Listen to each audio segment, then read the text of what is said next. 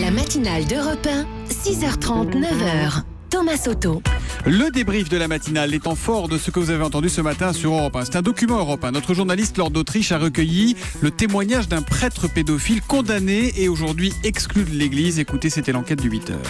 Il a un emploi aujourd'hui, il distribue les journaux tous les matins, il va à la messe tous les jours. Des psychiatres ces dernières années, il en a vu plusieurs, mais les tentations, dit-il, elles existent toujours. Je peux être attiré, je me mets des barrières, bien sûr que je me méfie de moi-même. Ici, vous voyez, il y a tous les enfants des écoles qui traversent là, ils vont à la cantine là, donc quand je me sens attiré par une personne, j'essaie d'être vigilant et de ne pas aller dans ce sens-là, quoi. Je commets plus d'agression, c'est la seule chose qu'on me demande. Un témoignage affolant, réagit Clarté sur les réseaux sociaux. Juliette, elle, se dit horrifiée d'entendre un prêtre soigné déclarer « La pédophilie n'est pas un délit, c'est une orientation sexuelle ». C'est effectivement ce qu'il a dit et c'est évidemment totalement faux et absurde de présenter les choses comme ça. François Fillon a annoncé hier qu'il ne renoncerait pas. Pour Arnaud Montebourg, l'ancien candidat à la primaire de la gauche qui soutenait aujourd'hui Benoît Hamon, François Fillon est tout simplement en train de pousser le Front National vers la victoire. Écoutez, c'était à 8h15. Je crois que nous avons besoin d'un candidat de droite qui affronte finalement les Français sur un projet et non pas sur des accusations judiciaires. Et pour une raison simple, c'est que beaucoup d'électeurs de droite, sincèrement écœurés, j'en croise tous les jours, sont en train de se diriger vers Le Pen. Donc nous sommes en train, finalement, de donner la victoire les uns et les autres à Madame Le Pen. C'est ça qui est en train de se profiler. Il serait sain pour la démocratie que les Républicains, qui est un grand parti, c'est pas un parti minuscule qui se réunit dans une cabine téléphonique, c'est un grand parti, ils ont d'autres candidats. Ils peuvent décider de choisir un autre candidat. S'ils n'en sont pas capables, c'est inquiétant.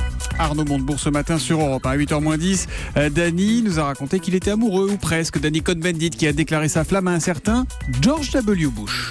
George W. Bush, je t'aime. Il dit « Nous avons besoin des médias pour que les gens comme moi, dit-il, aient à rendre des comptes. Le pouvoir peut être très addictif et il peut être corrosif. Il est important pour les médias d'appeler à rendre compte les gens qui abusent de leur pouvoir, que ce soit ici ou ailleurs.